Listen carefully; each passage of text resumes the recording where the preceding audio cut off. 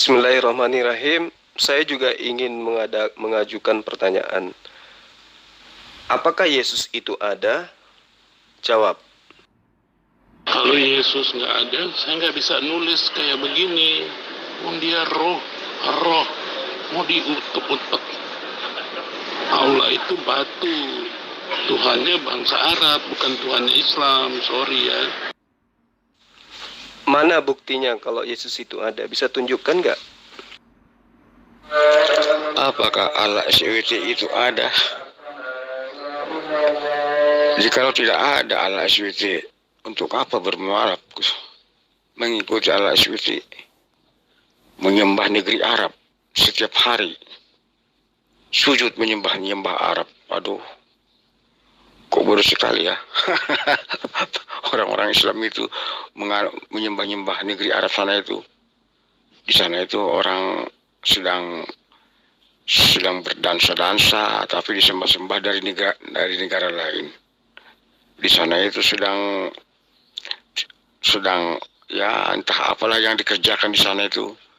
Tapi Islam dari negara lain menyembah ke arah sana.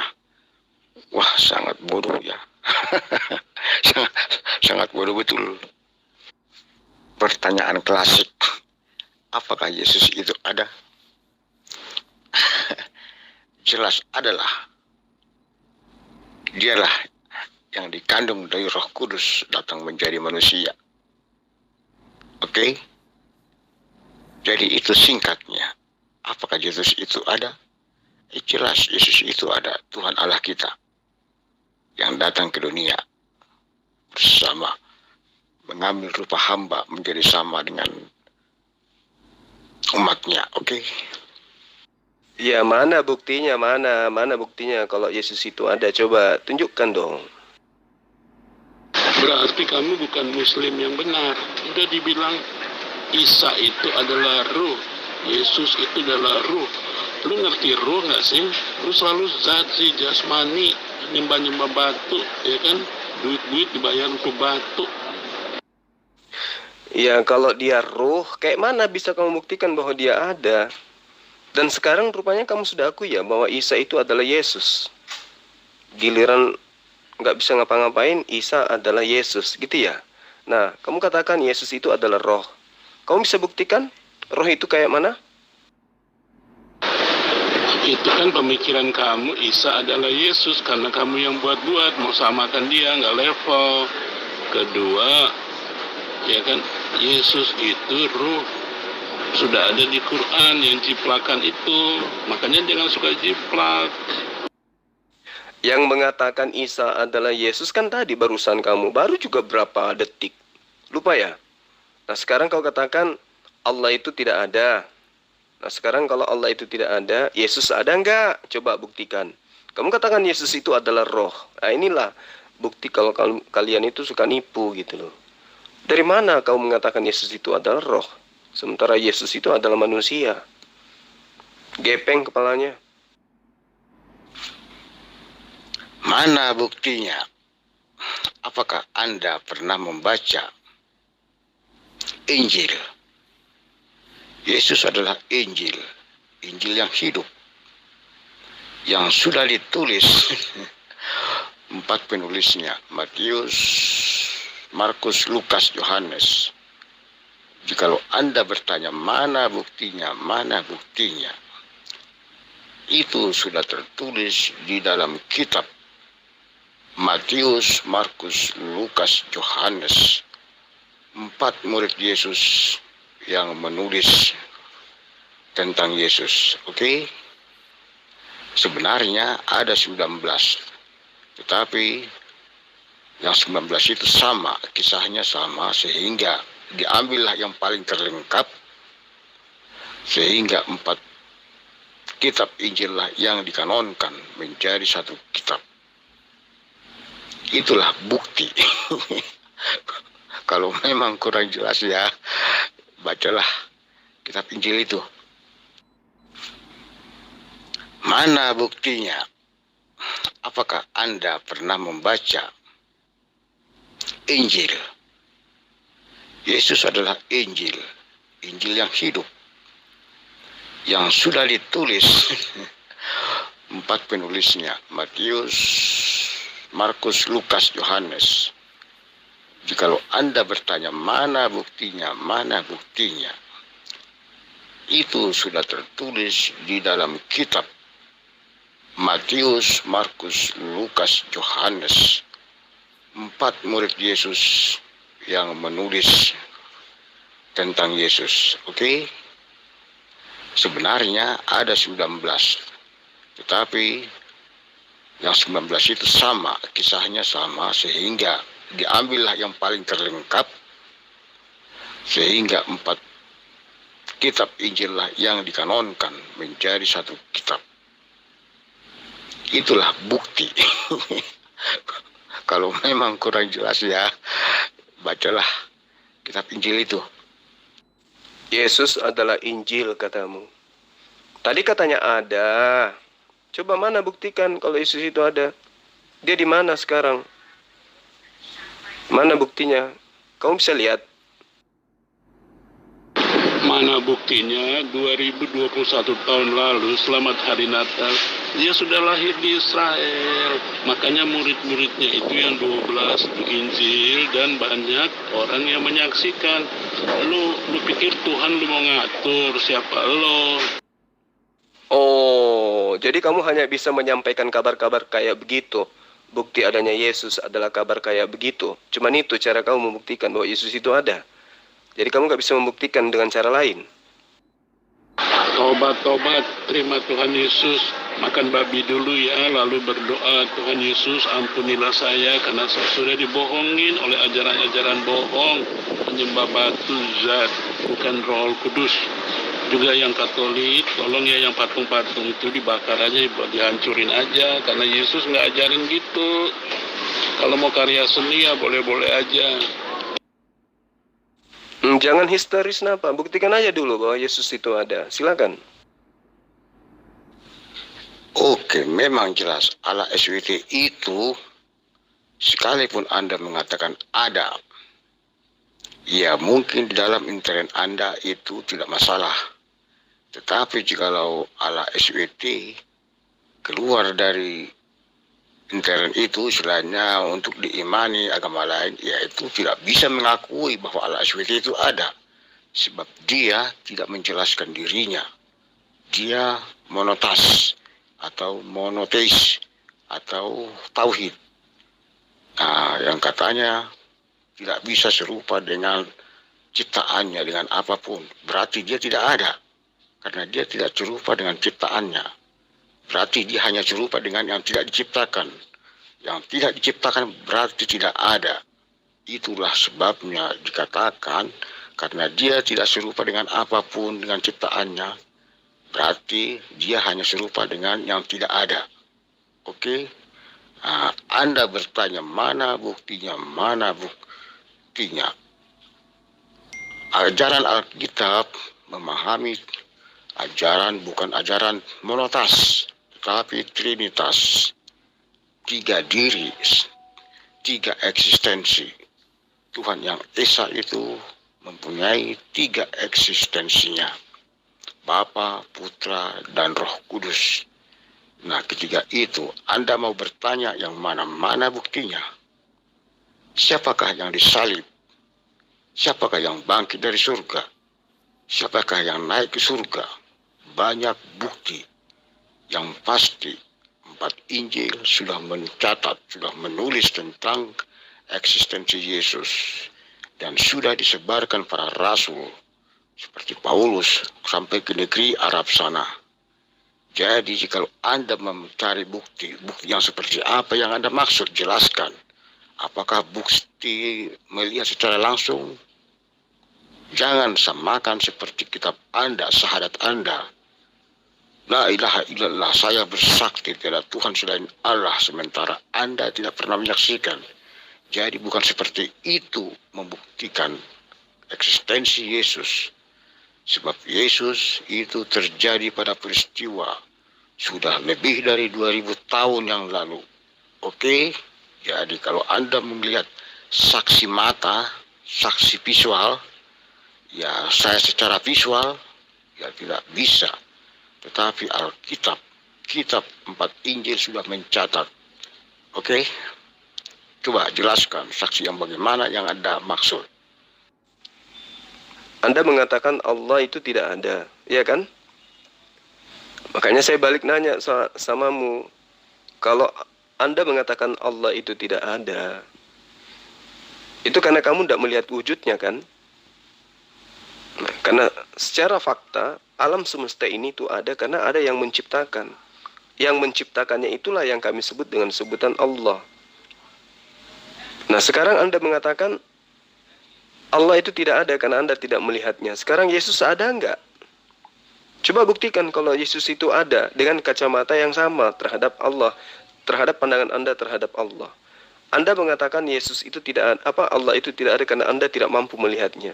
Nah, apakah Yesus itu ada? Apakah Anda mampu melihat Yesus? Jawab. Anda bertanya ngalur ngidul ya. Anda bertanya, dia ada atau tidak? Sekarang Anda bertanya, dia ada di mana sekarang? Sudah disadatkan, dialah yang mati disalib, dimakamkan, turun ke tempat penantian pada hari ketiga, bangkit dari antara orang mati. Setelah 40 hari kemudian naik ke surga, duduk di sebelah kanan Allah Bapa surgawi. Nah, Anda bertanya lagi, di mana dia sekarang? Ya jelas sudah di surga lah. Tidak seperti Nabi Anda. Di mana dia sekarang? Tentu masih di alam baka. Oke? Beda. Jadi Yesus sudah naik ke surga pada tahta kerajaannya. Berarti Anda tidak bisa menunjukkan. Iya kan? Jujur dong. Anda bisa menunjukkan adanya Yesus enggak? Ayo bror. Jangan kabur bror. Silakan dijawab. Saya jawab dengan senang hati, saya jawab. Anda berkata membalik. Apakah Yesus itu ada? Anda membuktikan Allah SWT dengan ciptaannya. Alam semesta itu ada. Itu membuktikan bahwa Allah SWT ada. Karena ada alam semesta ini dengan segala isinya. Sehingga seolah-olah Allah SWT lah yang menciptakan alam semesta ini. Paling tidak, setidaknya begitulah anggapan Anda. Tetapi sejak kapan ada Allah SWT itu? Jawabannya, secara faktanya, agama Anda, agama Arab itu baru ada setelah 600 tahun dari awal tahun Masehi. Lalu bagaimana Anda mengatakan Allah SWT membuktikan alam semesta ini ada? Bukankah sebelum ada agama Arab itu, alam semesta ini sudah ada? Itu yang kamu jawab. Coba jawab. Bukankah alam semesta ini sudah ada sebelum ada apa itu? Allah SWT di awal tahun Hijriah itu? Coba jawab. Terkait dengan Allah Subhanahu wa Ta'ala, keberadaan manusia dan kehidupan membuktikan bahwa Allah itu ada. Bukan berarti ajarannya datang belakangan kemudian mengatakan bahwa Allah itu tidak ada karena datang belakangan. Memang ajaran Allah itu kepada para nabi itu beruntun. Tentang keberadaan Abraham itu nanti diketahui oleh manusia ketika diceritakan oleh Musa. Nah, apakah kemudian Anda ingin mengatakan bahwa ajaran Musa itu hoaks? Karena yang datang lebih awal itu adalah Abraham. Dan ajaran Abraham itu hoaks. Karena yang datang kemudian lebih awal itu adalah Adam. Atau minimal Anda ingin mengatakan bahwa Tuhan berupa manusia bernama Yesus itu hoaks. Karena yang pertama datang kepada Bani Israel itu adalah Hasem. Tidak, bukan? Nah, artinya Anda harus sadar bahwa Tuhan pencipta alam semesta itu mengajarkan konsep ajaran kepada nabi-nabi dan rasulnya berdasarkan atas zaman di mana para nabi itu diutus. Rasulullah Muhammad SAW itu diutus pada abad ke-6. Ya. Kemudian Musa diutus pada abad 3 sebelum Masehi. Isa diutus pada abad pertama. Mereka tidak bersamaan, maka wajar kemudian ajaran Allah itu memiliki fase masing-masing, memiliki periode masing-masing. Jangan kemudian Anda mengatakan Tuhanmu datang belakangan. Tuhan itu tidak kayak begitu. Kalau dengan model kayak begitu berarti Tuhan kamu itu datang belakangan. Karena nanti ada ketika dilahirkan oleh ibunya Maria. Nah, tadi di awal Anda mengatakan Allah itu tidak ada. Sekarang saya ingin bukti juga. Apakah Yesus itu ada? Apa buktinya? Silakan.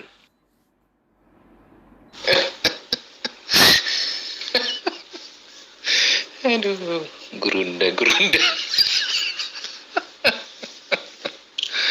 Aduh, gitu kok bisa gerunda kalian itu. Aduh, gerunda udah goblok, gimana lagi? Pengikutnya. Yang goblok itu yang menyembah manusia. Itu pasti. Apalah dasarmu? Kau akui si Ciklipe itu gerunda apa? Aduh, gerunda udah begitu gimana pengikutnya kamu ini? Walak-walak muslim ini. Walak-walak, tahu nggak walak-walak? Ayolah jawab. Yang kamu katakan goblok tadi itu kan yang nyembah manusia kan? Nah, coba. Kenapa kamu menyembah manusia? Tidak adakah sedikit cahaya di dalam kepalamu yang bisa menjadi ruang untuk kamu bisa menjadi sehat? Aduh, beresi dulu Quranmu itu yang dibilang si gurundamu itu apa? Amburadul. Aduh, Quran kok amburadul. Nah, tidak Kristen namanya kalau tidak suka memfitnah atau memelintir, ya kan? Nah, itulah hebatnya kalian. Saya tidak pernah mengatakan bahwa Al-Quran itu amburadul. Yang mengatakan itu kalian. Gak usah kau bahas dulu, Bible. Sikapmu itu kan aku ingatkan kau bolak-balik. Pli. Jangan ini, ya. Jaga sikap, emosi kan udah aku bilang, udah aku ingatkan. Kau sering tuh muncul di YouTube atau apa, kan direkam. Sejarah lah itu sepanjang apa, gimana lah itu kan gitu. Ikutin aja aturan apa kata apanya, moderator ikutin aja. Kau ngerocos terus, nampak kali kau langsung panik. Kan udah ada persiapan gitu. Masa harus saya jarin kamu begitu ah? Aduh, pli. Coba dulu, gimana sih? Kok makin goblok gitu loh. Ini yang kita sesalkan gitu. Kok malu lah sama yang ngaku kau reka gurunda kamu kan gimana? Kau jabatan yang harus kau apa itu? Kau sandang dengan terhormat gitu loh. Ini gimana kamu begini? Asal kita tonton kamu panik melulu. Ya suka-suka kamu aja lah. Mau menilai seperti apa ya terserahmu lah. Yang pasti kan tidak ada satupun di antara kalian itu yang mampu membaca kitab kalian dalam bentuk original teks, kan gitu. Apalagi bisa memahami kitab suci Al-Quran. Ya toh? Dan tidak ada satupun di antara kalian yang ngaku hebat. Ya. Lalu kemudian mampu menjelaskan Al-Quran sesuai dengan disiplin ilmu yang digunakan untuk mengkaji Quran. Tidak ada. Jadi tidaklah dikatakan orang itu pintar, ya sepintar apapun, kalau terbukti masih menyembah manusia. Kan gitu, John. Bli, kita ini cerdas. Kemana arahmu kita pun tahu gitu loh. Kau mau menjebak orang, tapi kau kan bisa dijebak. Masa kau nggak tahu strategi di dalam debat? Kau yang tergiring-giring kemana-mana. Jadi kau nggak bisa kendalikan dirimu gitu. Itu persoalanmu. Kau lebih banyak emosimu gitu. Makanya harus perlu kedewasaan memang. Kalau kita belum dewasa ngapain muncul kita? Hah? Di media sosial, di YouTube seperti itu. Kan malu-maluin. Coba kiai-kiai besar menonton kau seperti itu. Gimana itu? Kan malu mereka. Kau bawa-bawa nama Islam lagi. Kan gimana? Hah? Begitu, diketawai, bahan ketawaan kamu gitu. Kamu ini lagi bahas apa sih? Kamu lagi curhat? Bukan saatnya curhat di sini, jangan ngigau. Tadi kamu katakan goblok ya kan? Nah, kalau yang kayak saya aja kamu katakan goblok, gimana dengan mereka yang menyembah sesamanya manusia? Itu coba kamu terangkan dulu. Oke? Nggak usah kau dulu cerita yang lain. Ya, yang kita tonton di YouTube itu, kegoblokanmu itu kelihatan gitu. Kamu nggak tahu apa-apa tentang Quran, tapi kau mempertahankan sesuatu yang salah, kan begitu. Gitu kamu dipertontonkan atau ditunjukkan sesuatu ada kelemahanmu, kamu jadi panik. Itu maksud saya. Paham maksudnya? Nggak usah kau bahas-bahas dulu Bible ini semua, nggak usah. Perilakumu kan selalu saya ingatkan kalian yang Islam, Muslim. Perilaku jaga. Kalau nggak sanggup di apa, nggak usah gitu muncul di YouTube. Iya kan? Nah itu makanya kegoblokan itu. Kita nggak sanggup. Kalau kitab sucimu aja kamu nggak pahami, bagaimana kamu mau bahas kitab suci orang? Kan itu masalahmu sekarang. Akhirnya kamu kan sifatnya seperti menghina-hina aja gitu keyakinan orang lain. Nah, tapi keyakinanmu sendiri kamu tidak punya persiapan kan gitu. Yang salah di dalam Al-Quran itu yang mana? Terus yang panik siapa? Oh, jadi kamu lagi membahas tentang dialog saya dengan sang akrobat. Loh, dia yang lari. Dia yang kabur dari debat. Gimana sih? Aduh, kasihan. Nah, iya sih, memangnya dari tadi dibahas apa? Ya itulah dengan kamu dengar Rudy Yohanes gitu. Ya perdebatan semalam itu kan semua lagi dibahas di mana-mana kamu kan gitu. Bukan, aku mau menasehati kau supaya lebih bagus gitu. Kok kabur? Kita bukan anak kecil. Kamu tidak ikut aturan main, ya tentu orang meninggalkan kamu gitu, ngerti? Ibarat kamu anak-anak gitu. Sudah dinasehati sekali, 2 kali, 3 kali. Ya sudah kamu ditinggal, dianggap kamu bocah gitu loh. Kamu masuk di perdebatan yang elegan, tapi kamu berperilaku seperti bocah. Anak kecil ya ditinggalin kamu karena kamu dianggap masih belum layak gitu di situ. Kan itu masalahnya. Itulah kalian terlampau dangkal. Ngapain Rudy Yohanes meninggalkan? Ya ditinggalkan saya pun. Kamu udah hebat itu Rudy Yohanes menjok-jok kau masih berapa lama? Ya kan kulihat gitu kan, kita lihat. Kalau saya 1 kali 2 kali kamu udah nggak beres ngomongnya, ku tinggalkan gitu.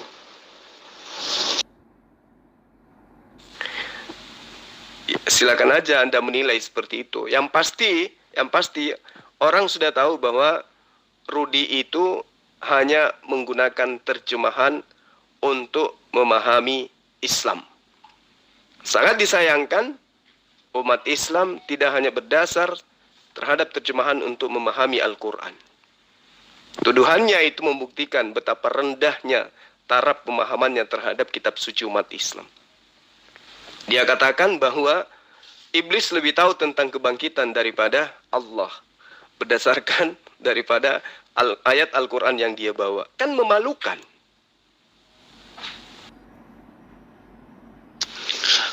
Aduh, kamu membela apa lagi, Kipli? Ya? Hah? Kamu mau bicara apa lagi? Sekarang kamu mau salahkanlah itu Depak itu yang mengeluarkan Al-Quran bahasa Indonesia itu terjemahannya. Kamu gimana? Itu jangan kayak seperti anak kecil. Memang udah itu tersaji di tengah masyarakat kan? Ngapain diterjemahkan sama Depak itu? Itu kamu itu lagi kan? Kegoblokanmu lagi kamu pamerkan. Sudah terima aja apa adanya. Memang seperti itu Al-Quran sudah diterjemahkan dalam bahasa Indonesia. Semua umat beragama lain pun bisa membaca gitu. Kenapa harus kamu menyalahkan apa? Terima kenyataan itu gitu. Terima kenyataan itu bahwasanya Islam akan bisa dikritik dengan dari dasarnya bahasa Indonesia itu gitu. Tak bisa begitu. Paham? Kamu dasar-dasar aja kamu udah kalah gitu. Ngapain kamu tuntut orang berbahasa Arab gitu? Bukan begitu. Kamu bahasa Arab aja itu Al-Quran itu semua, nggak usah bikin bahasa Indonesia. Suruh tutup itu sama apa? Depak. Berani kamu? Kan nggak logika. Ada aja. Loh, Depak salahnya di mana? Yang salah itu kalian, umat terjemahan, yang hanya punya kemampuan terjemah terhadap kitab kalian, lalu kemudian kemampuan kalian itu kalian gunakan untuk mengkritisi Quran. Harusnya kalian malu di situ. Nah sekarang begini, semalam kan Rudi itu tidak mampu untuk menunjukkan data bahwa Allah itu tidak mengetahui tentang kebangkitan. Malah saya yang menunjukkan ke dia. Tapi dia tidak mau terima, makanya dia kabur. Inna rabbaka huwal khallaqul alim. Kan berulang saya katakan semalam itu ayatnya. Tapi apakah dia mau terima? Tidak, langsung kabur dia. Nah sekarang kalau Anda mengatakan Rudi itu mampu, mana? Coba dia tunjukkan. Ada nggak dia tunjukkan datanya? Bahwa Allah tidak maha mengetahui. Ada nggak? Nggak ada kan? Nah, semalam Rudi tidak mampu menunjukkan itu. Kira-kira kamu mampu nggak untuk menunjukkan ke saya di dalam Al-Quran yang menerangkan bahwa Allah itu tidak maha mengetahui. Yang mengetahui tentang kebangkitan itu adalah iblis. Coba, ada nggak? Terjemahan aja deh, silakan.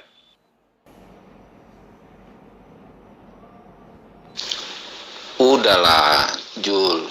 Ngapain lagi kamu bahas-bahas itu? Semua orang juga udah cerdas kok bisa menonton. Kan dia udah katakan dia terurut. Iya kan? Dia ngambil dari Hud 1.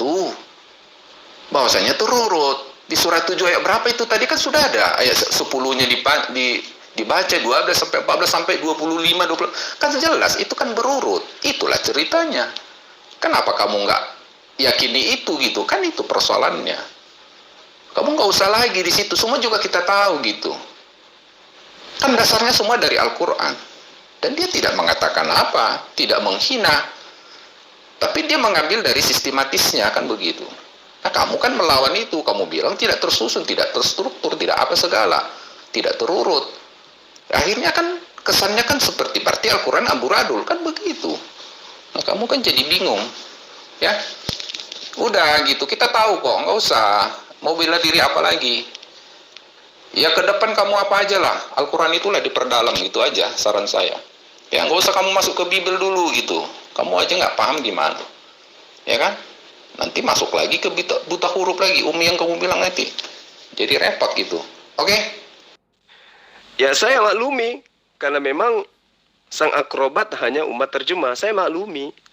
Jadi dia ingin memahami cerita yang ada di dalam Al-Quran sama seperti cerita dongeng yang ada di dalam kitabmu. Dia maunya seperti itu. Dia tuduhkan bahwa iblis lebih tahu daripada Allah. Nah, ini menertawakan dirinya sendiri sebenarnya. Kalau umat Islam itu sudah jelas, ya. Ya'lamu ma baina aydihim wa ma khalfahum wa la yuhituna bi syai'in min ilmi illa bima syaa wa siya kursiyus samawati wal ardh. Itu sudah jelas dalam ajaran agama Islam. Bahwa Allah mengetahui apa yang ada di hadapan mereka dan apa yang ada di belakang mereka. Dan mereka tidak mengetahui sesuatu apapun tentang ilmunya, melainkan apa yang diizinkan oleh Allah. Jadi Allah itu maha mengetahui. Tapi sang akrobat mencoba untuk minta data bahwa ada ayat yang lebih dulu kemudian menerangkan tentang kebangkitan. Nah itulah celakanya. Dan kalian anggap itu adalah sesuatu yang hebat. Padahal itu ada sesuatu yang memalukan. Ya. Bagaimana mungkin kemudian orang yang tidak memahami kitabnya sendiri mencoba untuk mengkritisi Quran dengan menggunakan terjemah. Sementara dalam kitabmu, kalau saya menggunakan data yang sama terhadap kitab yang kalian rampok dari Bani Israel, maka saya katakan Tuhanmu lebih parah dengan pandangan itu. Kenapa? Tuhanmu tidak tahu bahwa matahari dulu harus dicipta baru ada siang dan malam. Ini dia parah. Siang malam sudah terjadi, matahari baru dicipta belakangan. Parah itu. Katanya kitab Kejadian, parah. Itu satu. Kedua, Tuhanmu itu lucu. Kenapa? Karena Lukas lebih duluan tahu daripada dia. Di perjanjian lama tidak ada diterangkan bahwa akan ada Tuhan lahir di kota Daud bernama Yesus. Lukas lebih tahu. Artinya lebih pantas kau tuhankan Lukas, ya, daripada Tuhannya Bani Israel. Kenapa? Karena Lukas lebih tahu bahwa Tuhan akan lahir di kota Daud. Hasem tidak pernah mengabarkan itu di kitab Kejadian. Ayo, Kalau saya juga menggunakan standar seperti yang dilakukan oleh Rudi, celaka kalian. Kalian harus sadari bahwa kemampuan kalian itu hanya berasumsi terhadap terjemah Al-Quran. Coba saya uji kalian. Di dalam perjanjian lama, tidak ada diterangkan bahwa Tuhan akan dilahirkan di kota Daud. Iya kan? Nah, Lukas itu mengatakan bahwa lahir Tuhan di kota Daud bernama Yesus. Sekarang hebat mana Tuhan yang ada di perjanjian lama dengan di perjanjian baru? Kalau saya menggunakan standar yang sama, kok Lukas lebih tahu?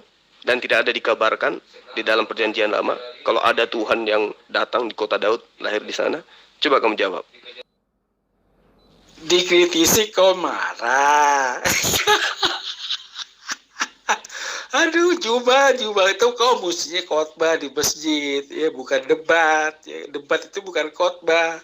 Harus mau dikritisi. Ya, dikritisi kau parah sama si Rudi. Ya. Aduh, Pli. Kenapa kamu bilang Rudi Yohanes karena tahu hanya bahasa terjemahan? Iya kan memang begitu. Memangnya orang Islam juga sekarang ini bisa bahasa Arab? Kan enggak. Kan karena diterangkan sama ustadznya dalam bentuk bahasa Indonesia, jadi diterjemahkan supaya mengerti. Kamu ada aja. Kemudian ada yang membaca Al-Quran dalam terjemahan. Terjemahan lah itu yang dibaca supaya paham. Logikamu gimana? Makanya saya bilang, ya kan, cobalah pola berpikirmu dirubah, mindsetnya itu salah kamu. Dengan diterjemahkan ke bahasa Indonesia lah akhirnya orang Islam bisa mengerti. Termasuk orang Kristen, Hindu, apa semua kan begitu. Apa gunanya berbahasa Arab kalau tidak tahu maknanya? Kan dengan diterjemahkan ke bahasa Indonesia menjadi mengerti maknanya. Bukan hanya Rudi Yohanes, kita juga harus bisa mengerti, jadi tahu semua gitu. Gimana sih? Kamu kenapa bangga di dalam bahasa Arabnya itu gitu? Aneh itu. Pli, kamu ketinggalan zaman gitu loh. Ada aja. Itu, aduh. Kamu pola pikirmu yang salah gitu loh. Ngapain kamu berbahasa Arab orang nggak ngerti? Hah? Kalau kamu sendiri yang tahu bahasa Arab, ngapain orang dengar? Coba lihat, perhatikan itu. Kan udah ada lelucon juga itu.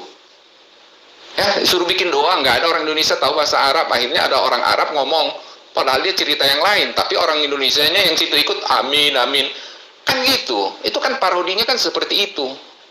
Coba kamu ngomong Arab, padahal kamu cerita pantai, ya, pantai dalam bahasa Arab gitu, atau cerita perjalanan di pantai, tapi orang semua Islam bilang amin, kan aneh, lucu nggak? Begitulah kamu pola pikirmu. Tidak terurut, justru diurut itu tadi surat 7 itu kan gitu. Satu hal yang perlu kamu paham, umat Islam memahami Al-Quran dengan menggunakan terjemah, bukan untuk mengkritisi Al-Quran. Berbeda dengan kalian, sudah menggunakan terjemah, lalu kemudian mengasumsikan terjemah tersebut seenaknya saja, lalu kemudian mencoba mengkritisi Quran dengan pemahaman terjemah. Tidak ada ilmu sama sekali. Hanya mampu membaca, kemudian dijadikan kemampuan membacanya itu sebagai sandaran untuk mengkritisi Quran. Umat Islam tidak begitu. Umat Islam tidak begitu. Mereka menggunakan terjemahan untuk memahami Al-Quran, tetapi mereka juga belajar tentang disiplin ilmu yang lain. Minimal mereka dipahamkan oleh para ulama, dai, ustadz yang memahami ilmu-ilmu atau disiplin-disiplin ilmu yang digunakan untuk mengkaji Al-Quranul Karim. Lah kalian tidak. Contoh yang semalam si Rudi itu. Bisa-bisanya dia tanpa malu mengatakan Allah tidak mengetahui tentang kebangkitan, yang lebih tahu itu adalah iblis. Kan memalukan. Ditertawakan oleh umat Islam sedunia. Umat Islam itu tahu bahwa Allah itu maha mengetahui. Ya'lamu ma baina aidihim wa ma khalfahum wa la yuhituna bi syai'in min ilmi. Allah itu lebih tahu dari segala-galanya. Tapi kalian karena umat terjemah, kalian menganggap itu adalah sesuatu yang luar biasa. Padahal menurut kami itu adalah aib yang sangat-sangat memalukan. Sadari itu. Kemudian kamu suka bilang terjemahan. Terjemahan apa? Jadi yang di Al-Quran itu ngapain diterjemahkan? Buat aja larangan di situ. Langsung di Al-Quran itu. Tidak boleh diterjemahkan. Gitu caranya. Kan tidak ada perintahnya di Al-Quran tidak boleh diterjemahkan. Ada nggak? Atau ada nggak seperti itu? Biar jangan diterjemahkan. Umat terjemahan. Al-Quran aja diterjemahkan juga kok. Gimana sih? Memangnya bahasa Arab itu bahasa apa? Hah? Bahasanya Tuhan? Enggak lah, sebelum Al-Quran juga udah bahasa Arab. Itu kan sudah bahasa masyarakat Arab pada saat itu. Bangsa Arab, berbahasa Arab. Gimana sih? Al-Quran kan ada aja kamu. Makanya jangan itulah, Pli. Umat terjemahan. Coba. Ada nggak orang Islam yang bisa bahasa Arab? Nggak ada. 90%, 80% orang Indonesia nggak bisa bahasa Arab kok. Islamnya ada aja kamu. Makanya pemerintah, Departemen Agama membuat supaya mengerti Islam itu. Ngapain bahasa Arab? Nggak ngerti artinya. Nggak ngerti maknanya. Kan repot. Justru kita taruh bahasa Indonesia supaya orang mengerti, kan begitu. Kamu gimana sih? Pikiranmu nggak waras, kamu salahkan pemerintah. Wahyu pertama yang datang kepada Rasulullah itu adalah perintahnya membaca. Iqra. Jadi umat Islam itu wajib hukumnya membaca Al-Quran itu untuk memahami Quran. Nah, kalian tidak pernah membaca Quran. Yang kalian baca terjemahan. Dan terjemahan itu bukan Al-Quran. Tidak ada yang salah dengan terjemahan itu. Yang salah adalah kalian yang mencoba mengkritisi Al-Quran dengan hanya modal terjemah. Itu yang salah itu. Sadar tidak di situ? Jadi kalau kalian menganggap bahwa sang akrobat itu hebat, hebatnya di mana lo membaca kitab umat Islam aja nggak bisa dia. Akibat daripada tidak bisa membaca, dia sosokan merasa lebih tahu daripada umat Islam itu sendiri. Faktanya semalam kan, ditertawakan, malah dia kabur dari debat. Iqra bismi rabbikal ladzi khalaq. Perintahnya jelas, disuruh membaca. Jadi umat Islam itu syaratnya membaca. Untuk memahami buku panduan Al-Quran syaratnya harus bisa membaca. Kalau ada umat Islam tidak bisa membaca, dia tidak akan mungkin mau memprotes Al-Quran, mengkritisi Quran. Lah kalian, karena kalian hanya umat terjemah, ya mencoba untuk mengaburkan dan mendustakan ayat-ayat suci Al-Quran dengan menggunakan terjemah mengkritisi Quran. Kan kasihan kalau kayak begitu. Harusnya kamu malu gitu loh. Mencari celah di dalam ajaran Islam dengan menggunakan terjemah. Kasihan kali lah. Ya, itu karena kalian tidak mampu mematahkan argumen saya. Baik tentang Al-Quran, ya lebih-lebih tentang kitabmu. Itu saya maklum itu. Oh, itu mimpi. Ustadz Juma itu mulutnya dua, tau nggak? Kayak perempuan, tau nggak? Ya. Mulutnya dua itu, atas bawah kayak perempuan. Dia itu musuhnya khotbah, bukan berdebat. Tahu kau, paham kau? Ini saya menggunakan standarisasi pengetahuan terjemah dari sang akrobat. Dia mengatakan di dalam ayat suci Al-Quran, berilah aku penangguhan waktu sampai hari mereka dibangkitkan. Nah, dia katakan bahwa Allah itu tidak tahu tentang kebangkitan. Karena iblis lebih duluan tahu. Terbukti katanya dari ayat ini tidak ada dikatakan bahwa Allah itu maha tahu tentang kebangkitan. Nah itulah dia punya otak rusak. Karena hanya menggunakan terjemah, lagi-lagi terjemah digunakan untuk mengkritisi Quran. Padahal kalau dia sadar, ketika ada kata anzirni, bagaimana kemudian iblis itu minta penangguhan waktu? Kenapa iblis minta penangguhan waktu? Dan mintanya bukan kepada malaikat, bukan kepada Adam, tapi mintanya kepada Allah. Karena iblis tahu Allah itu maha mengetahui. Iblis tahu Allah itu maha memahami. Kenapa dia minta waktu? Kenapa dia minta waktu? Karena dia tahu bahwa Allah itu ya adalah yang memiliki segala sesuatunya, termasuk penangguhan, termasuk waktu, termasuk kematian, termasuk kebangkitan. Dan itu terbukti dalam Al-Quran, apa yang saya terangkan tadi. Ya'lamu ma baina aydihim wa ma khalfahum. Dan Allah mengetahui apa yang ada di hadapan mereka dan di belakang mereka. Itu bukti kan? Itu ada dalilnya kan? Berarti Rudi tidak bisa menjadikan tuduhan dia itu sebagai sebuah pembenaran. Ya, sebagai kebenaran, tapi hanya pembenaran terhadap ketidaktahuannya dia terhadap Al-Quranul Karim. Sadari itu. Harusnya kalian itu sadar, oh ternyata Al-Quran itu tidak bisa dipahami dengan hanya menggunakan satu ilmu, yaitu ilmu terjemah. Apalagi kalau mencoba mengkritisinya dengan terjemahan itu. Itu yang harus kalian sadar.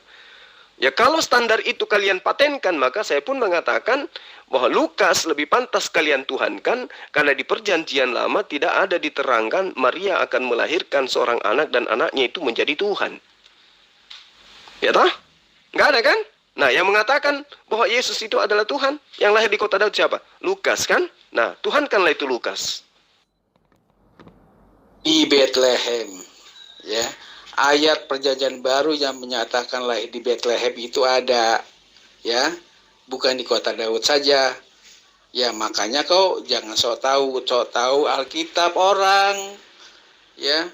Ayat yang menyatakan Yesus lahir di Bethlehem juga ada, ya. Kota Daud juga ada. Kenapa disebut kota Daud? Karena Daud itu raja, ya, gitu loh. Orang-orang Israel itu menyebutnya itu kota Daud, Yerusalem, Bethlehem.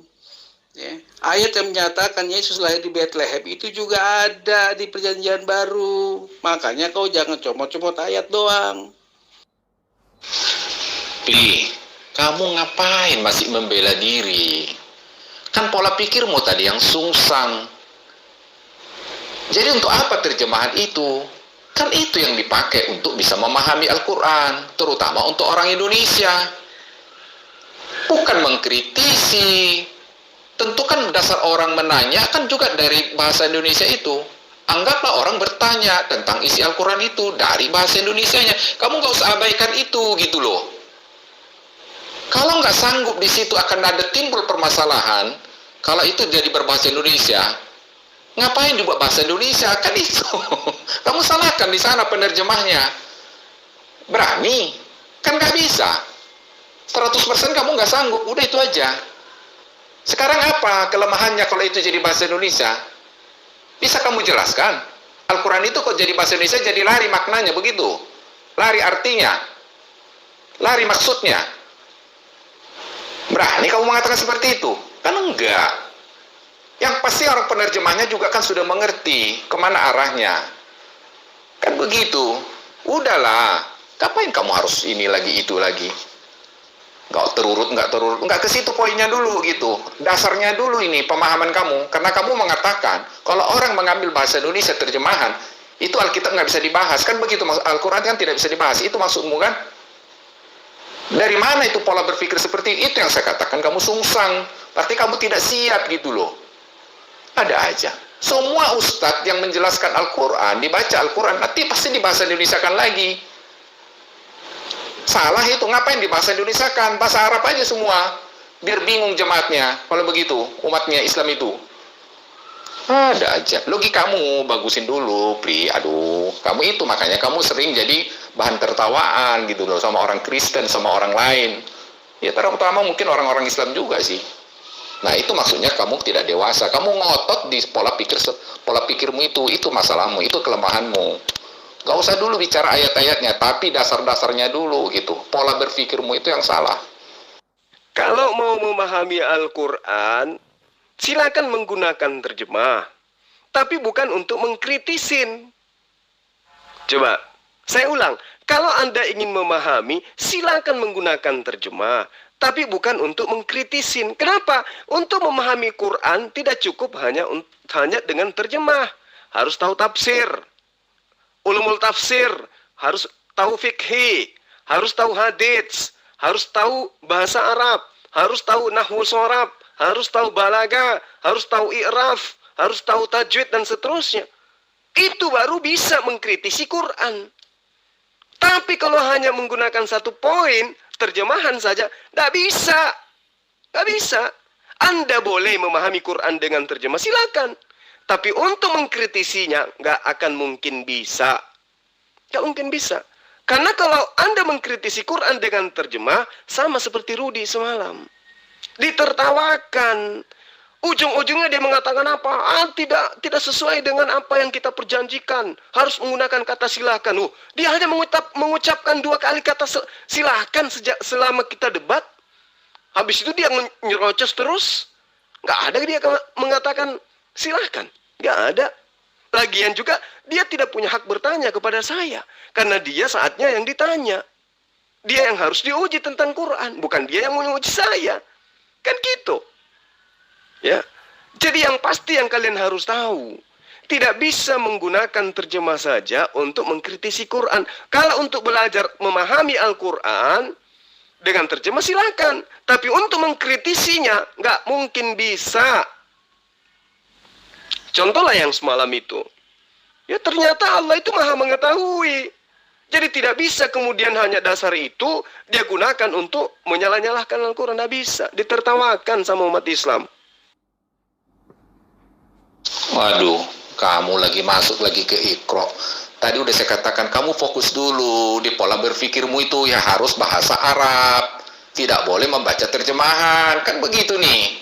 Tidak boleh terjemahan jadi diartikan, dipahami, kan gitu maksudmu. Itu robah itu mindsetmu gitu. Kamu masuk ke Iqra.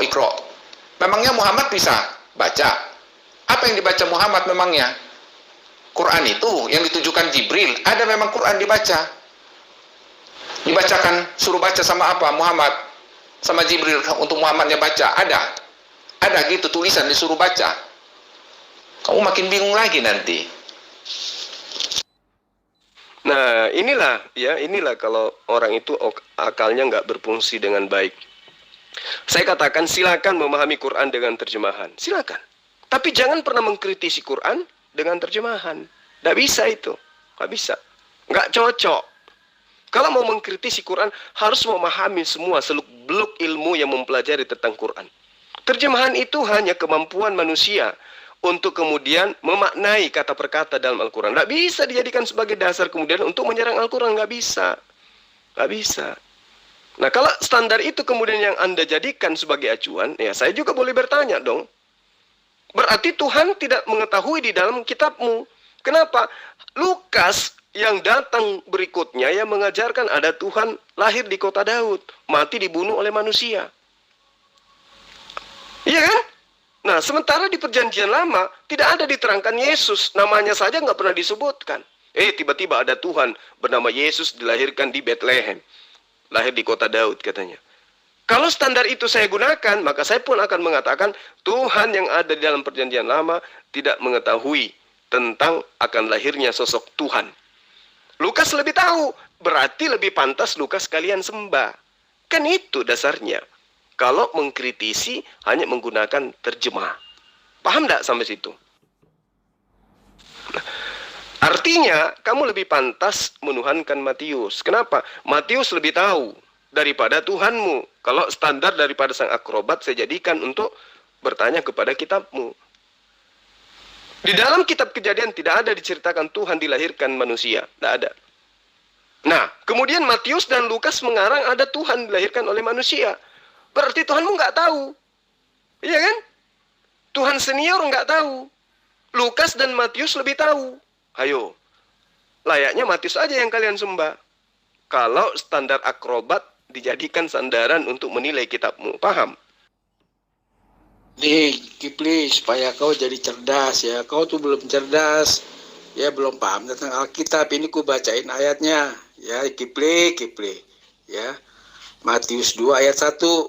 Ya. Ini Matius 2 ayat 1. Sesudah Yesus dilahirkan di Bethlehem.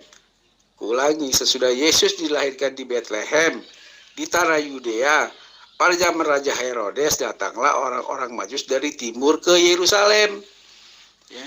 Nubuatan di para nabi itu di Bethlehem, adanya ditulis di Bethlehem dan terrealisasi, terbukti, nyata di Bethlehem. Nah itu Kipli ya, gue kasih tahu supaya kau jadi tambah pandai gitu loh, jangan sok-sok tahu, menganggap orang Kristen nggak tahu, padahal dirimu nggak tahu, tapi sok tahu Kipli.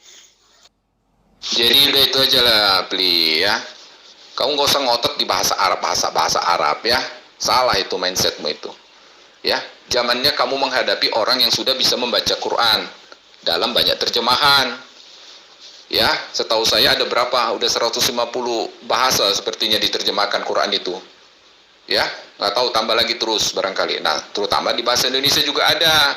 Nah, itu yang dibaca orang. Kamu mau salahkan orang membaca Al-Quran dalam bahasa Indonesia? Apa hakmu? Nggak bisa. Kamu juga salahkan itu Depak sana yang menerjemahkan bahasa Indonesia. Nggak bisa juga kamu. Udah terima aja apa adanya. Memang udah Al-Quran itu akan ada bahasa Indonesianya, udah selesai gitu. Dan kamu nggak ada hakmu lagi menyalah-nyalakan orang, ya, mengartikan itu karena itu dari bahasa Indonesia. Salah itu, ya. Kamu kalau ngotot terus lagi, ku tinggal ini, ya, karena pola pikirmu itu yang kuingatkan. Nah, jadi begini, akhirnya diartikan, ya, dipahami orang bahasa Indonesianya, itu yang dibahas, itu yang dipertanyakan. Nah, di dalam pertanyaan ini kamu tidak siap, akhirnya kamu emosi, tidak bisa mengendalikan diri, nyerocos terus. Aturan main di dalam dunia debat itu kamu nggak ikuti. Akhirnya kamu ngocos terus seperti mak-mak, ya orang dia tinggalin gitu. Aku bukan membela Rudy Yohanes, ya kan? Siapapun di dalam dunia debat gitu, mau Islam, mau apa, Hindu atau apa, mau Kristen, kalau tidak ikut aturan main itu tidak profesional namanya. Nah, di dalam hal ini kamu tidak profesional. Kalau Rudy Yohanes meninggalkan itu wajar, karena kamu tidak kondusif lagi.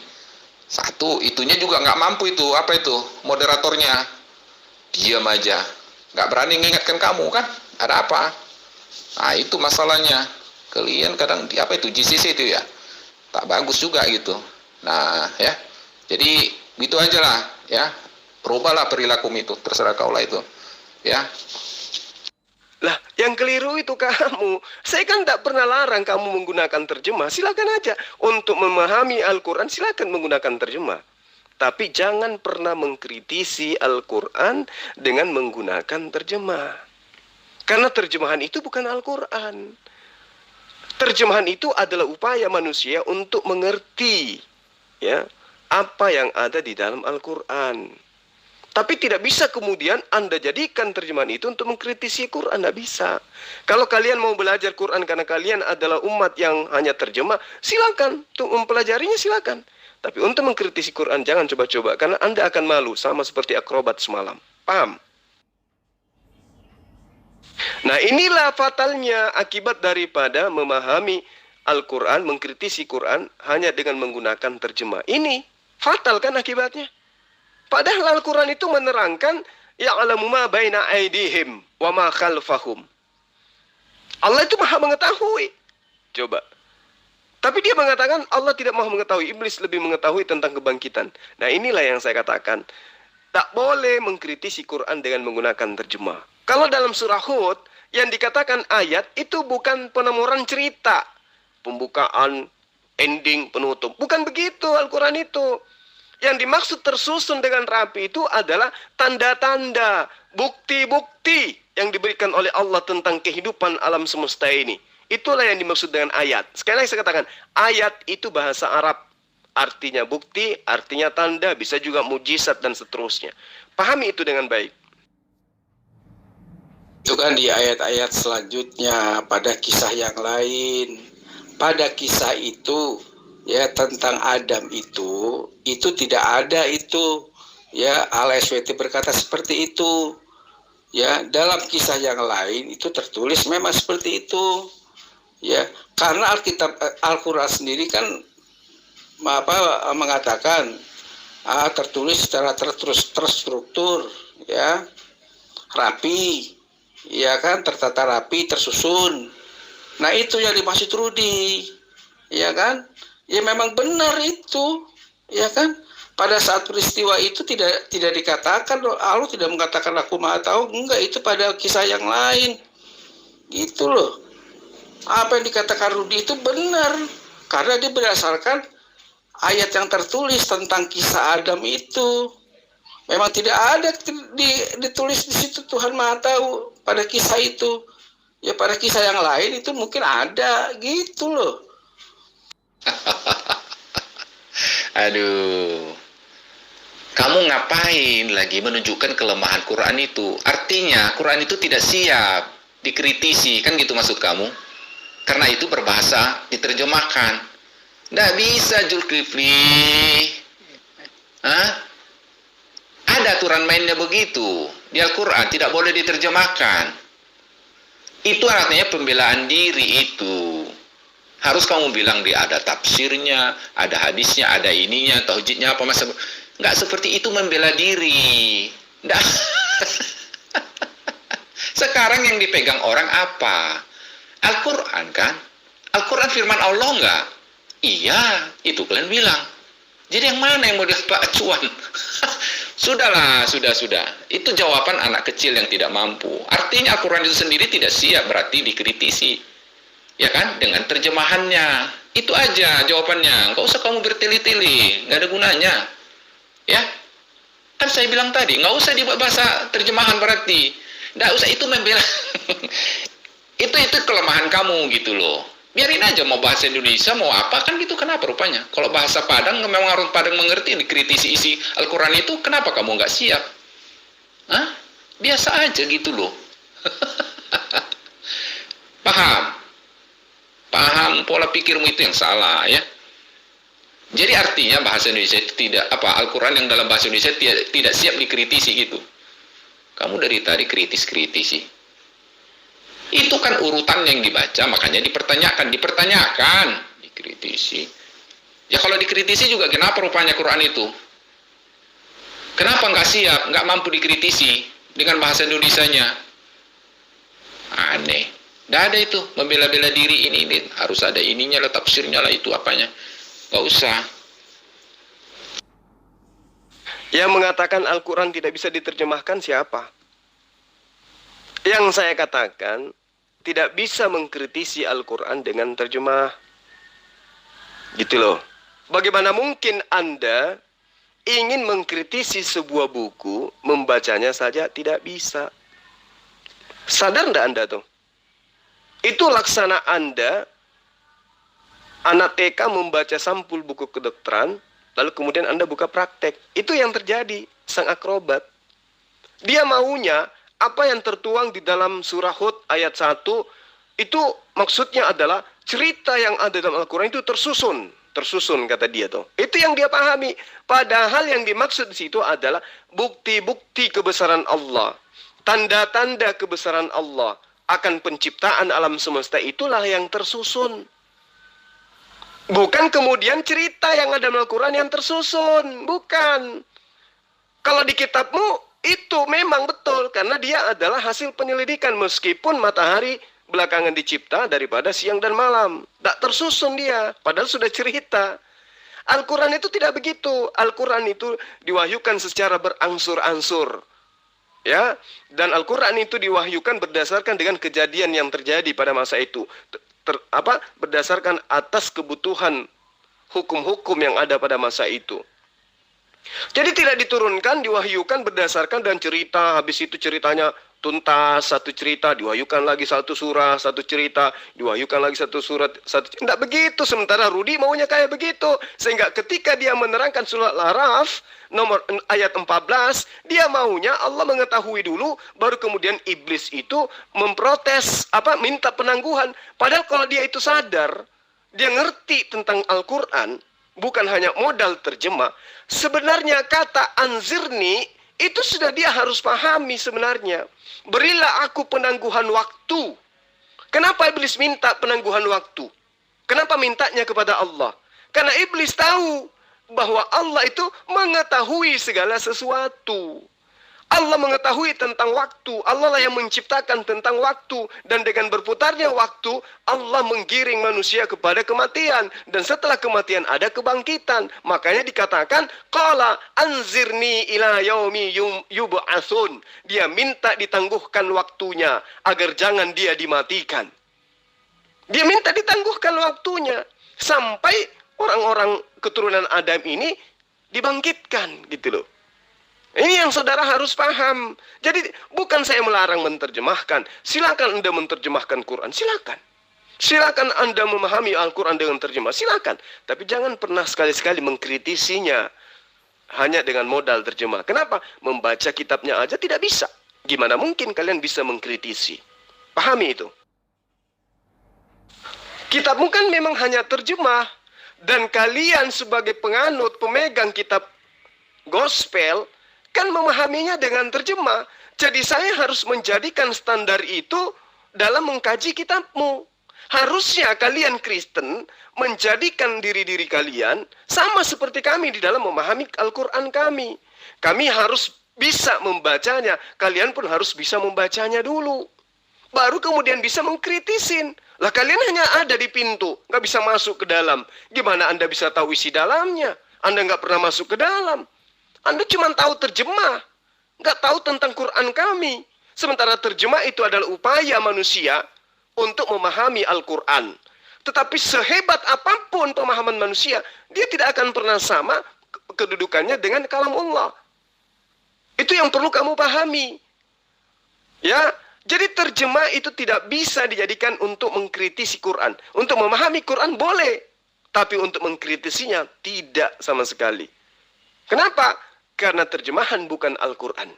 Bagaimana mungkin kemudian Anda mengkritisi sebuah buku sementara membacanya saja? Tidak. Sadarilah itu. Nah, kau itu mengkritisi kan, mengkritik. Nggak apa-apa, tapi kalau Quranmu dikritisi, kau marah. Nah inilah, kau itu bukan debater. Ya, iman orang Kristen itu ya dengan yang tertulis. Ya, dengan yang tertulis. Nah, kau yang sudah tertulis debat dengan Rudi, kau marah-marah. Dibilang menafsir seenaknya. Nah itulah, ya. Yang sudah tertulis ya udah sudah tertulis, ngapain nggak bisa engkau membantah yang sudah tertulis? Nggak bisa. Jul, kamu mau bilang ya dalam mengertikan ya mengkritisi Al-Quran itu harus ada tafsirnya, tauhidnya, ininya semua. Ada nggak orang Islam seperti itu? Nggak ada orang Indonesia. Paling berapa orang, segelintir barangkali. Hanya segelintir. Tapi banyak rakyat Indonesia yang Islam nggak ada sampai ke situ. Nggak ada sampai baca tafsir lah, baca apa gitu, nggak ada. Ya, kamu ada aja.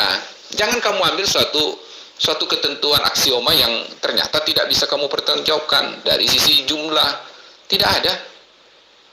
Ya, apa yang tersaji ya itu yang dibaca orang dan itu yang dikritisi orang atau itu yang diartikan orang, kan begitu. Ya dalam bahasa Indonesia orang pahami ya begitu, gitu loh. Kamu jadi ragu sendiri. Oh boleh dipahami Al-Quran itu dari bahasa Indonesianya. Jadi apalagi maksudnya? Ya kan karena bahasa Indonesia orang jadi paham apa yang di Quran itu. Kamu nggak ngerti, kamu jadi bingung sendiri. Tidak punya sikap gitu. Memangnya orang baca Al-Quran itu bahasa Indonesia mau ngapain? Kan mau memahami. Gak ada sampai dalam-dalam begitulah isinya gitu. Ada aja. Jadi asal orang baca, ditanya, kamu panjang lagi menceritakan, ininya, mana ada seperti itu. Kuno lah, makanya Islam nanti ketinggalan melulu kalau begitu. Karena itulah tidak ada umat Islam yang mengkritisi Al-Quran. Paham? Kalian hanya bisa baca terjemah, tapi mampu dengan PD-nya mencoba mengkritisi Quran. Jadinya kalian jadi bahan tertawaan. Di situ yang perlu sadar gitu loh. Kalau umat Islam saja ya tidak mengkritisi Al-Quran, karena memahami Quran itu punya disiplin ilmu yang beragam dikuasai untuk bisa memahami lebih jauh, maka tidak mungkin kemudian umat Islam mengkritisi Quran hanya dengan modal terjemah. Tapi kalian yang umat terjemah mencoba menggunakan itu untuk mengkritisi kitab kami. Makanya kalian jadi bahan tertawaan gitu loh. Harusnya kamu sadar itu. Jadi sekali lagi saya katakan, kamu boleh mempelajari Quran dengan melalui terjemah. Tapi kamu tidak bisa mengkritisi Quran dengan menggunakan terjemah. Sadari itu, ya, biar kalian bisa waras. Udah Jul, selesailah aku rasa ya. Aku pun ya ada kegiatannya, mau mandilah. Ngadepin kamu begitu-gitu aja ngeyel terus. Di mana aturannya tidak boleh Al-Quran diterjemahkan? Di mana aturannya Al-Quran tidak boleh dikritiki berbahasa Indonesia atau terjemahan? Kamu nggak bisa tunjukin dari tadi, ya? Udah siap aja bahwasanya Al-Quran itu akan siap dikritik dengan bahasa Indonesia. Udah itu aja. Itu realita, itu kenyataan. Udah Jul, kamu akan ngotot di situ-situ aja. Udah lah ya, rasa habis waktu nanti. Gitu-gitu aja. Udah, kamu belajar lagi lah. Ya. Saya tidak pernah mengatakan jangan memahami Al-Quran hanya dengan terjemah. Tidak pernah saya katakan itu. Saya mengatakan jangan mengkritisi Al-Quran dengan terjemah. Kalau Anda kemudian mengkritisi Quran dengan menggunakan terjemah, yang Anda kritisin itu adalah terjemah, bukan Al-Quran. Kenapa nggak bisa mengkritisi Al-Quran dengan terjemahan? Kenapa? Karena perintah di dalam Al-Quran itu, untuk memahaminya, kudu wajib menggunakan ilmu Al-Quran itu sendiri. Apa ilmu Al-Quran itu sendiri? Ya pemahaman apapun disiplin ilmu yang kemudian terkait dengan Al-Quran. Contoh, Iqra bismi rabbikal ladzi khalaq. Berarti Al-Quran itu harus pertama kali untuk memahaminya harus bisa baca. Coba. Itu pertama. Karena perintahnya jelas, Iqra, bacalah. Kalau belum bisa baca, gimana Anda bisa mengkritisinya? Kalau yang Anda kritisin terjemah, silakan aja. Tapi kalau Anda mengatakan yang saya kritisi Al-Quran itu salah. Kalian tidak akan pernah bisa mengkritisi Quran. Yang kalian kritisi itu adalah terjemah. Nah, itulah makanya saya katakan, jangan pernah Anda mengatakan Anda mampu untuk menyalah-nyalahkan Quran dengan menggunakan terjemah. Nggak bisa. Karena tidak mungkin kemudian pengetahuan hanya sebatas bisa membaca Latin, ya, kemudian Anda jadikan sebagai sandaran untuk mengkritisi Al-Quranul Karim. Tidak mungkin bisa. Karena itulah kemudian, sekali lagi saya katakan, saya tidak pernah melarang Anda memahami Quran menggunakan terjemah. Tapi yang saya katakan, Anda tidak akan mampu kemudian mengkritisi Al-Quran dengan modal terjemah. Ya, jangan sekali-kali, karena Anda akan dipermalukan. Anda akan dipermalukan. Contohlah sang akrobat semalam itu. Mencoba dia mengkritisi Quran dengan apa? Dia menuduh Allah itu tidak mengetahui tentang kebangkitan. Kan memalukan. Iya kan? Memalukan, bukan? Sok tahu tentang Quran, tapi ternyata pemahamannya cuma sampai di situ. Sementara umat Islam yang punya kitab, memahami Al-Quran itu diawali dengan wajib hukumnya mereka itu bisa membaca Quran itu sendiri. Barulah kemudian pemahamannya bertambah dengan pemahaman dari para guru-guru mereka. Guru yang memahami tafsir, guru yang memahami nahwu sharaf, guru yang memahami bahasa Arab, dan seterusnya. Tidak ada di kalangan umat Islam yang tampil untuk mengkritisi Quran dengan menggunakan terjemah. Nggak ada itu. Hanya kalian ini yang membaca kitab kami aja tidak bisa, tapi sosokan tampil mengkritisi Quran. Itulah hebatnya kalian. Kalau saya kemudian mengkritisi iman kalian, loh, kalian memahami kitab kalian dengan terjemah saja. Iya kan? Karena kalian menjadi Kristen karena terjemahan saja kan? Kalau kami menjadi seorang Muslim karena kami menggunakan kitab kami dengan original teksnya. Kami bisa membaca kitab kami bisa memahami kitab kami bisa mentafsirkan antar ayat dengan ayat yang lain. Contoh, ketika si Rudi Yohanes mengatakan bahwa Tuhan itu tidak mengetahui berdasarkan Al-Quran. Qala anzirni ila yaumi yub'atsun. Kami bisa menafsirkannya dengan data yang lain. Apa tafsiran yang lain? Ya'lamu ma baina aydihim wa ma khalfahum wa la yuhituna bi syai'in min ilmi illa bima syaa. Coba. Allah mengetahui apa yang ada di hadapan, di belakang mereka. Dan mereka tidak mengetahui suatu apapun, kecuali melainkan dengan izin kami. Jadi iblis tahu ada kebangkitan itu karena izin dari Allah. Makanya dia minta penangguhan waktu. Kenapa dia minta penangguhan waktu? Karena iblis tahu kalau Allah itu tahu tentang kematian, tentang kebangkitan. Itu yang perlu kalian pahami. Supaya kalian jangan malu-maluin. Ya. Kalian belajar Quran dulu, baca Iqra dulu, kalau menemukan kesalahan baru bisa mengkritisin. Ingat, kaidah akal sehat. Untuk mengkaji, untuk mengkritisi sebuah buku karya tulis, Anda harus mampu membaca buku tersebut. Ada sebuah buku menggunakan bahasa Jepang. Anda tidak mampu berbahasa Jepang. Anda tidak mampu membaca tulisan Jepang, kemudian Anda tampil mengkritisi buku itu, jatuhnya adalah Anda itu sinting atau miring atau gila. Itu yang perlu Anda paham. Ya, semoga analisa sederhana, analogi sederhana ini bisa mewaraskan kalian. Saya kira cukup ya, karena Anda sudah pamit. Saya pun harus balik, ini saya masih di kantor. Saya katakan sekali lagi, Anda tidak akan pernah bisa menemukan kebenaran kalau mengkritisi Quran dengan terjemah. Silakan Anda belajar untuk mengkaji isi dalam Al-Quran. Kalian hanya berada di luar, nggak bisa masuk ke dalam. Jadi Al-Quran tidak bisa Anda patahkan hanya dengan congor kalian yang hanya memahami tulisan bahasa Indonesianya. Yang kedua, kalau saya tidak mampu memuaskan jawaban pertanyaan kalian, itu bukan karena Al-Qur'annya, tetapi karena sayanya yang memang masih butuh belajar untuk jauh memahami tentang isi kandungan Al-Quran. Karena Allah sendiri menerangkan, sekiranya lautan ya diambil jadi tinta untuk menuliskan wahyu yang ada dalam Al-Quran, maka tinta, bahkan air laut dan gunung-gunung juga, bahkan pohon-pohon, ketika dijadikan sebagai alat untuk menulis wahyu Allah, walau ditambah beberapa kali pun tidak akan mampu untuk menuliskan. Dia tidak akan mampu untuk menuliskan segala apa yang tersirat di dalam Al-Quran. Tidak sanggup dia, tidak cukup dia. Saking luasnya ilmu Al-Quranul Karim itu. Jadi kalau hanya modal terjemah, kemudian ingin mengkritisi Al-Quran, itu sama halnya ikan teri bawa golok, lalu kemudian nantang saya untuk bertarung. Demikian. Salam beda Tuhan.